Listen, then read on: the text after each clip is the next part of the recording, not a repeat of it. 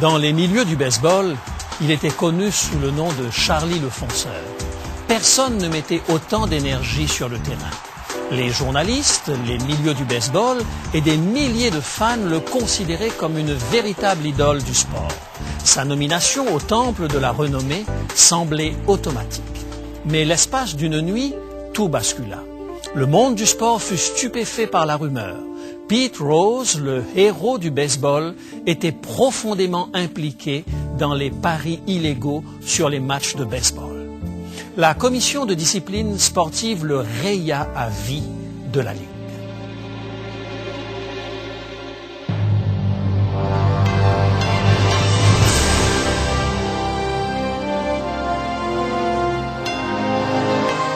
Elle a résisté à l'épreuve du temps.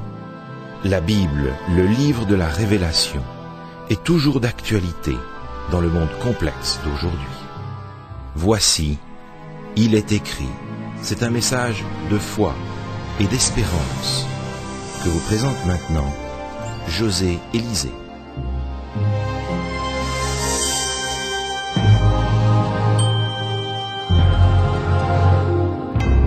Qu'est-ce qui peut bien pousser un joueur de baseball à risquer toute sa carrière en misant illégalement sur le baseball?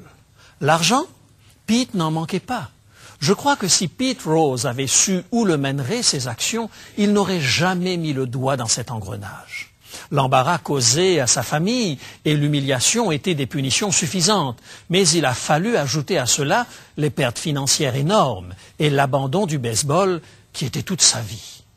Du même coup, adieu à la possibilité d'entrer un jour au temple de la renommée. Pete Rose a perdu infiniment plus que les quelques dollars misés sur les matchs. Plus de gens que nous ne pensons sont des accros du jeu. Chaque année, des millions d'Américains parient des milliards de dollars sur les champs de course, dans les casinos, aux cartes et à la loterie. L'immense majorité d'entre eux perdent bien plus qu'ils ne gagnent. Mais ils y retournent. Il y a quelque chose de mystérieusement fascinant dans le fait de gagner le jackpot. Il existe une irrésistible séduction à s'enrichir rapidement. Le nombre de gens piégés par le jeu va croissant chaque année et il semble que ce sont les personnes les moins nanties qui perdent le plus d'argent au jeu. Certains psychothérapeutes croient que, tout comme l'alcool ou les drogues, le jeu peut provoquer une accoutumance mortelle. Pourquoi le jeu exerce-t-il un tel attrait sur nous? Plus généralement, pourquoi tant de gens sont-ils des joueurs compulsifs? Rémi et moi-même allons aborder aujourd'hui quelques questions en rapport avec la gestion de nos finances. Quels sont les principes bibliques qui pourraient nous aider à gérer plus sainement notre argent? Comment éviter de devenir un accro de la roulette ou comment se débarrasser de la passion du jeu? Bonjour Rémi. Bonjour José. Alors en introduction, je voudrais te poser cette question. Pourquoi est-ce que le jeu exerce un tel attrait sur les gens? Écoute, d'abord je voudrais te faire une confession. Je n'ai jamais joué, donc je pourrais difficilement te répondre par expérience, mais je crois quand même qu'en réfléchissant un petit peu, en regardant autour de nous, on peut comprendre quels sont les ressorts cachés. Je pense à ce texte qu'on trouve dans les premières pages de la Bible, et puisqu'on est dans l'émission Il est écrit, on va forcément faire référence à la Bible. Ce texte, tu te souviens, lorsque Dieu parle avec l'homme, et l'homme et la femme ont fait le choix déjà de prendre de la distance par rapport à Dieu, et Dieu dit à l'homme, à cause de cela, maintenant le travail sera pénible pour toi. Peut-être on peut lire le texte ensemble Oui, dans la Genèse chapitre 3. On va lire le texte ensemble, Genèse chapitre 3 au verset 17. Dieu dit à l'homme, puisque tu as écouté la voix de ta femme et que tu as mangé de l'arbre au sujet duquel je t'avais donné cet ordre, tu n'en mangeras pas. Le sol sera maudit à cause de toi. C'est à force de peine que tu en tireras ta nourriture tous les jours de ta vie. Il te produira des épines et des ronces. Alors, première idée, si je comprends bien, c'est l'argent facile à gagner pour échapper en quelque sorte au dur labeur. Pour beaucoup de gens, gagner sa vie, c'est difficile, c'est dur. Oui. Et là, il y a cette espèce de mirage qui est là devant nous, de se dire, et si un jour je pouvais gagner des millions? Et je pense à celui qui a gagné combien, je crois, 30 millions, il n'y a pas très longtemps, 30 millions, ici, oui. au Québec. Monsieur Dubois, je crois. Oui, Monsieur Dubois. Et d'autres ont gagné, mais tellement peu par rapport à à la population qui joue. Donc il me semble que c'est ce mirage-là. Oui. Alors il y a ce mirage, et puis lorsque j'ai entendu qu'il avait gagné 30 millions, je me suis dit probablement, cette fois-là, l'Auto-Québec était en déficit. Oui. Parce que payer 30 millions, ça paraît énorme. Alors on en a parlé ensemble en préparant l'émission. Je suis allé faire un petit tour pour vérifier ça sur Internet. Et alors c'est très intéressant de voir que lors de ce gain de 30 millions, eh bien la loterie n'était absolument pas perdante puisqu'ils ont vendu des billets pour 48 millions. Alors même si on prend tous ceux qui ont gagné, quelques-uns, etc., 55 000 $ pour l'un, 1 000 $ pour l'autre, etc. Mais il y a encore plus de 15 millions de bénéfices. Donc, lorsqu'ils ont payé 30 millions de dollars, il y avait encore 15 millions de bénéfices dans la caisse. Exactement. C'est une affaire vraiment fructueuse. Et là, ça nous amène à quelque chose, me semble-t-il, José, c'est le fait que non seulement c'est terrible pour les gens qui mettent de l'argent là-dedans et finalement ne gagnent jamais, mais il y a derrière ça quand même une entreprise qui est une entreprise pratiquement d'imposition des pauvres, déguisés. Oui.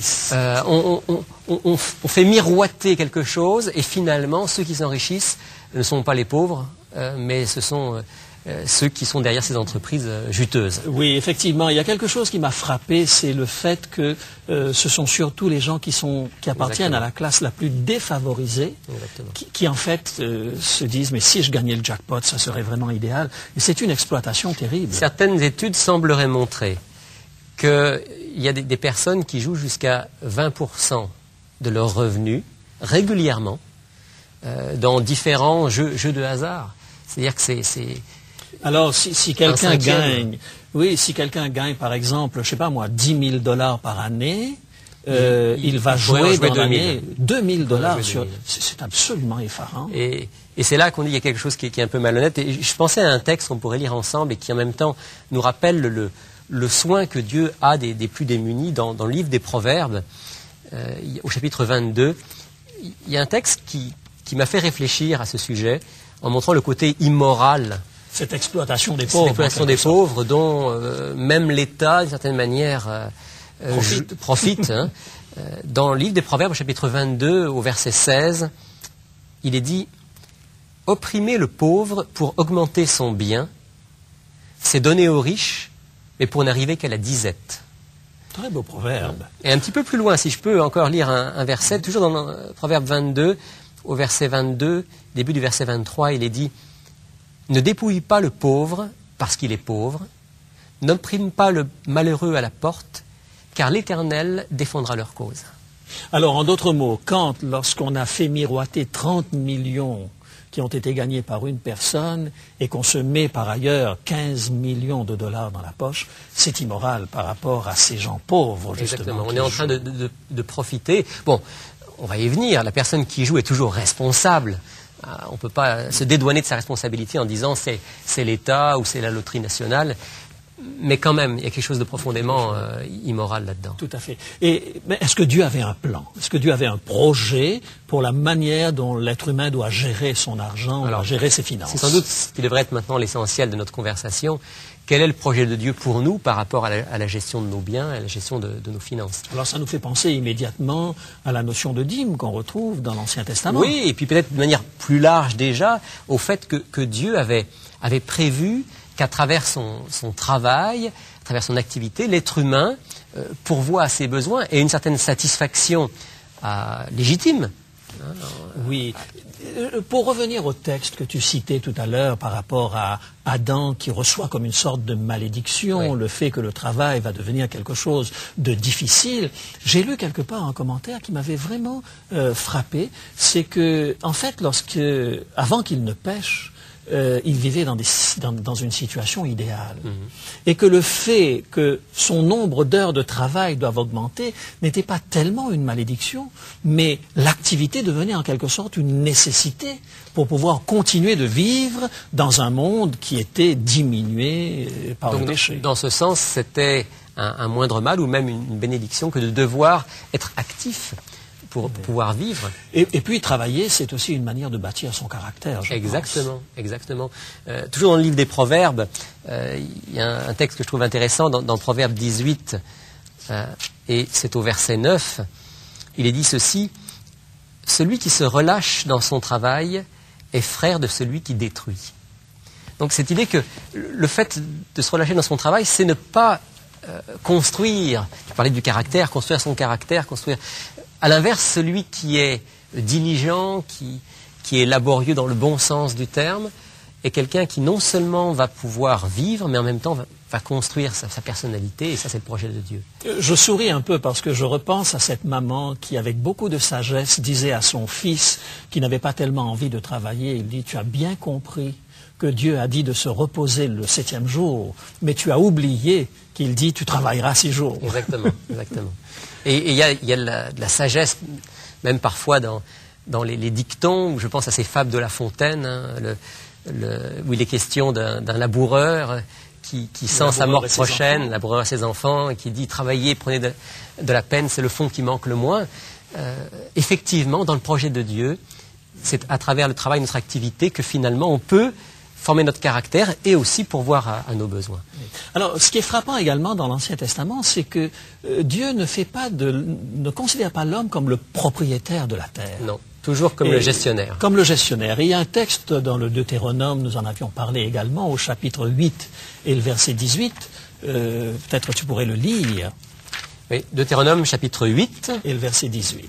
Et au verset 18... Souviens-toi de l'Éternel ton Dieu, car c'est lui qui te donnera de la force pour acquérir des richesses, afin de confirmer, comme il le fait aujourd'hui, son alliance avec tes pères. Alors, comment se souvenir de Dieu, justement, dans la gestion de ses biens? Là, il y a une idée qui me paraît extrêmement intéressante, c'est qu'il semblerait que Dieu, dans les domaines où l'homme a tendance à oublier Dieu et à se mettre en quelque sorte à la première place, il semblerait que Dieu donne un certain nombre d'éléments qui obligent l'homme en quelque sorte à se souvenir qu'il n'est pas le propriétaire de toute chose. Par exemple, des points de repère. Des points de repère. Alors je pense par exemple au sabbat. Dieu dit à l'homme, bon, tu travailleras 6 jours, et le 7e jour tu te reposeras. En d'autres mots, Dieu est en train de dire à l'homme, tu n'es pas le propriétaire du temps. Et c'est vrai, nous ne savons pas quel est notre capital temps. En ce qui concerne l'argent, c'est la même chose. Dieu nous dit, tu n'es pas le propriétaire de l'argent, puisque le jour où tu t'en iras, tu ne pourras rien emporter avec toi. Et la vie et la force que tu as te sont données de Dieu qui te permet ainsi d'avoir ton activité. Et puisque tu mentionnes le mot vie, il me semble qu'on retrouve le même parallèle lorsque Dieu dit, avant de manger un animal, tu verseras son sang parce que l'âme de l'animal est dans son sang. En d'autres mots, respecte la vie ne t'appartient pas. Je trouve qu'il y a toute une philosophie biblique qui est intéressante à développer. Et certainement, José, que si on pense de cette manière-là, si on comprend que finalement, tout nous est donné, à nous de bien utiliser ce qui nous est donné. Nous sommes des gérants. Nous sommes des gérants. Alors ça nous amène à utiliser nos biens, à utiliser notre argent, que nous en ayons beaucoup ou peu, d'une manière différente.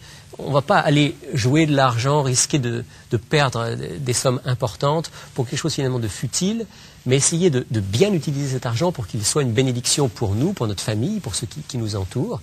Et puis tu mentionnais tout à l'heure cette question de la dîme qui est comme un point de repère pour nous dire, ben voilà, Dieu est aussi le premier dans ma vie, dans ce domaine-là.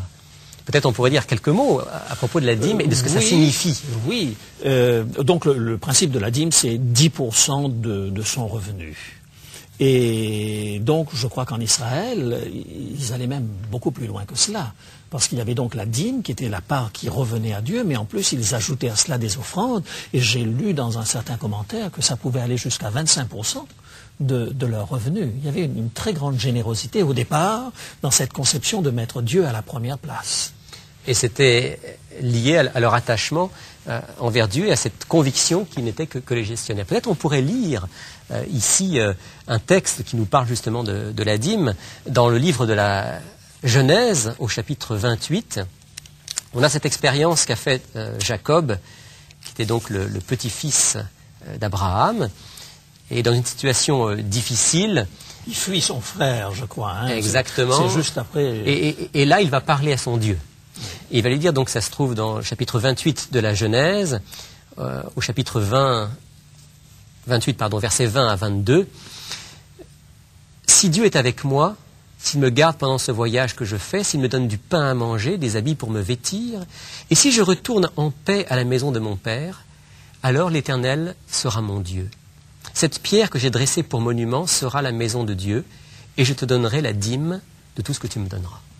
Il y a comme une alliance qu'il fait ici avec Dieu. Exactement. Donc c'est pas juste une question de dire bon, on a besoin d'argent pour réparer le toit de l'église, on a besoin d'argent pour nourrir le prêtre ou le pasteur. C'est une alliance vraiment qui c'est un signe du fait que Dieu est le premier dans ma vie, y compris dans mes finances, y compris dans l'aspect financier, et que je lui fais suffisamment confiance pour justement mettre à part cette 10e partie qui représente ce qui va servir à son œuvre. D'ailleurs, dans le texte qu'on vient de lire, il est dit « je te donnerai », et il parle à Dieu, la dîme de tout.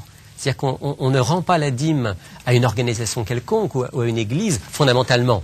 Oui, c'est une alliance entre Dieu et moi. Mais alors, bon, ça signifie que lorsque j'ai donné ma dîme, les 90% voguent la galère, je peux faire ce que je veux avec. Alors, il est clair que les 90% qui restent, Dieu me laisse en quelque sorte la liberté de l'utiliser comme je le veux, mais si je suis un enfant de Dieu, si je veux marcher avec Dieu, il est bien évident que ces 90%, je vais chercher à les utiliser d'une manière qui honore Dieu aussi, et qui soit une bénédiction, non seulement pour moi, mais pour ceux qui sont autour de moi. Et quand tu dis ça, ça me fait penser à ma mère.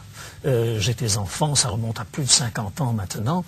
Mon père n'était pas un très bon gestionnaire, mais ma mère gérait bien les finances. Nous étions à la limite du seuil de la pauvreté, mais je me souviens qu'à chaque fois que mon père recevait son salaire, elle choisissait les plus beaux billets pour mettre de côté la dîme.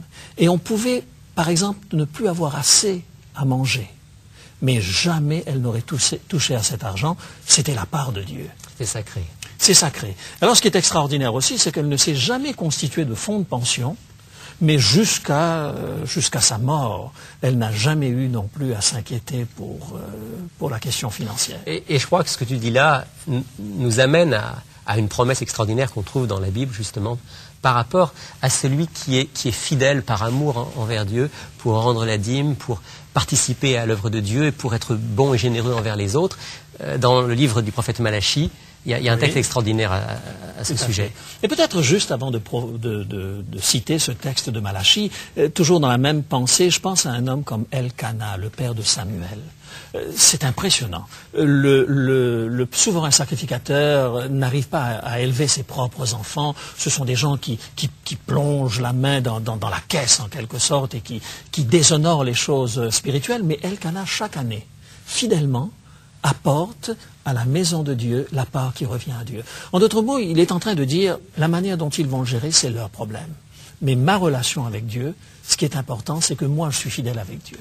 Et alors, fidèle avec Dieu, Dieu nous dit donc...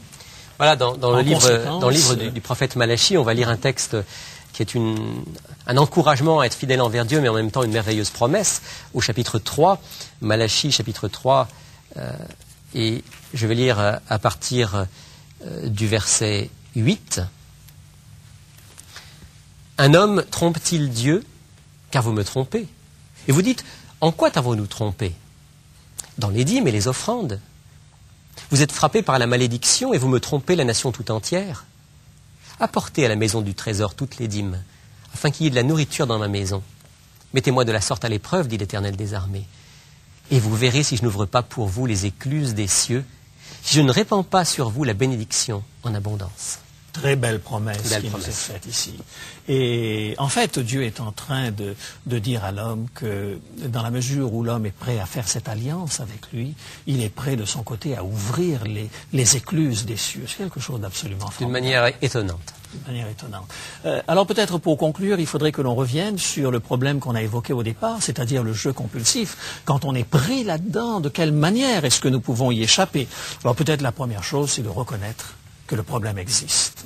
Prendre conscience que nous sommes dans une situation difficile lorsque nous consacrons un pourcentage de notre salaire, de notre revenu, de ce qui devrait revenir à la famille, au jeu.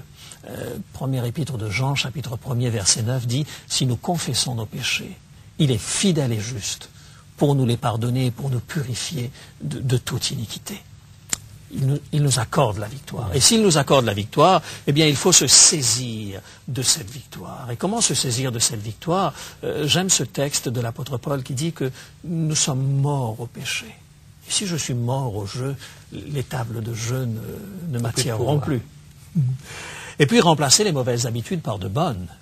Au lieu de consacrer 20% de mon revenu au jeu, si je commençais à le consacrer à ceux qui m'entourent, peut-être que mon quartier changerait déjà si cela pouvait faire boule de neige et toucher d'autres personnes. Et en dernier lieu, peut-être, lorsqu'on se sent seul face à ce problème, c'est de pouvoir mettre son conjoint, ses enfants, sa famille avec soi. Et j'aime ce texte de l'Ecclésiaste au chapitre 4 et au verset 12 qui dit « Et si quelqu'un est plus fort qu'un seul, les deux peuvent lui résister et la corde à 3 fils ne se rompt pas facilement. » Merci Rémi d'avoir partagé avec moi cette émission d'aujourd'hui. Merci pour cette approche que tu as par rapport à ce plan, cette alliance en quelque sorte que l'on fait avec Dieu. Le jeu peut devenir facilement une dépendance qui entre en conflit avec nos valeurs chrétiennes. L'éthique chrétienne est fondamentalement opposée au jeu. Les deux s'excluent mutuellement. La Bible affirme dans Deutéronome chapitre 8 et le verset 18, « C'est Dieu qui te donnera de la force pour acquérir les richesses. » La richesse est un outil entre les mains du chrétien pour répondre aux besoins de sa famille, pour être en bénédiction aux démunis et pour faire progresser l'Évangile. Le jeu met l'accent sur les richesses vite acquises. Le joueur tente en permanence de déjouer les lois de la probabilité. Il met en péril l'argent que Dieu lui a confié. Il focalise son attention sur l'argent en tant que fin en soi. La solution à tous ces problèmes, pense-t-il. Dieu avait placé Adam et Ève dans le jardin d'Éden avant le péché pour le cultiver et le garder. Le travail profitable et créatif était voulu par Dieu pour donner un sens à l'humanité, pour contribuer à sa dignité et au respect de soi. L'argent vite gagné, tel que proposé par le jeu, nous prive de la joie offerte par le travail, tel que Dieu l'a conçu avant le péché. Le jeu active dans le cœur humain le goût d'accumuler toujours plus. Il se nourrit de la convoitise. Des dizaines de milliers de gens ont gagné et perdu de grandes sommes d'argent au jeu, mais en bout de ligne, la grande majorité d'entre eux se retrouvent abattus, découragés, déprimés. Le Seigneur a un bien meilleur plan. Et il nous dit dans Matthieu, chapitre 6 et le verset 33, « Cherchez premièrement le royaume et la justice de Dieu, et toutes ces choses vous seront données par-dessus. » Lorsque nous plaçons son royaume à la première place dans notre vie, il promet de satisfaire tous nos besoins et de répondre à nos attentes. Le Dieu qui nous a créés nous aime d'un amour éternel. Tout ce qui nous perturbe fait l'objet de son attention. Toute inquiétude est prise au sérieux par Dieu. Il est le trésor caché dans le champ. Il est notre arc-en-ciel de la promesse. Les machines à sous, la loto et toute dépendance à des jeux de hasard nous laisseront misérables et pauvres en fin de compte. Mais Jésus, lui, ne nous manquera jamais. Le bout du chemin avec lui est jonché de joie et riche d'espérance. Voulez-vous dire à Jésus que vous aimeriez qu'il prenne le contrôle de votre vie dès maintenant? Rémi, voudrais-tu prier avec nous dans ce sens? Volontiers. Notre Père Céleste, plein d'amour pour nous, nous sommes vraiment soulagés d'apprendre que tu as un plan pour répondre à tous nos besoins. Parmi ceux qui nous écoutent en ce moment, il y a des personnes qui connaissent une lutte intérieure, qui ont développé une accoutumance peut-être pour les tables de jeu, une dépendance pour les machines à sous. Elles ont la certitude que leur sécurité en dépend. Et tu connais leur désir profond d'être libérés de cet esclavage. Ils désirent venir à toi par la foi, réclamer la promesse de la victoire en Jésus-Christ. Apprends-nous, Seigneur, à être de bons gestionnaires des biens que tu nous as donnés et à témoigner par notre relation avec toi de la certitude que tu prends soin de nous dans les moindres détails. Au nom de Jésus. Amen. Amen.